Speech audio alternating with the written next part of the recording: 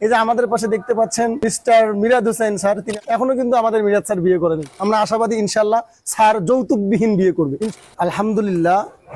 আপনারা জানেন আমরা আমাদের শিক্ষক প্যানেল নিয়ে মাঝে মধ্যেই বিভিন্নভাবে আমরা প্রোগ্রাম করে থাকি। তো আজকের প্রোগ্রামের অংশ হিসেবে আমরা চলে এসেছি মামাবাড়ি। মূলত এটা একটা রেস্টুরেন্ট, যেহেতু এটা মামাবাড়ি, এই মামাবাড়িতে আমরা আশাবাদী যে বিল দিতে হবে না। এরপরও আমরা একটা অর্ডার করেছি মেনু দেখে, দেখি মামাবাড়ির যিনি মালিক রয়েছেন, ক্যাশের মধ্যে যিনি ম্যানেজার রয়েছেন, তিনি আমাদের কাছে বিল নেয় কিনা। এই যে আমাদের পাশে দেখতে পাচ্ছেন মিস্টার মিরাদ হোসেন স্যার, তিনি আমাদের ইংরেজি টিচার। তো এই ইংরেজি টিচার একটি ল্যাপটপ কিনেছেন। তো এই ল্যাপটপটা কেনার কারণে তিনি আমাদেরকে আজকে সবাইকে আপ্যায়ন করছেন।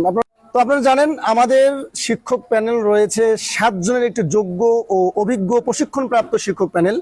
তো যোগ্য, অভিজ্ঞ ও প্রশিক্ষণপ্রাপ্ত এই 7 জন শিক্ষককে নিয়ে আমাদের মাদ্রাসাতুস সুন্নাহ জমগ্রাম খুবই সুচারুরূপে শিক্ষা আঞ্জাম দিয়ে যাচ্ছেন। তো আজকের আমাদের এই প্রোগ্রাম হচ্ছে, আমরা চলে এসেছি মামাবাড়িতে।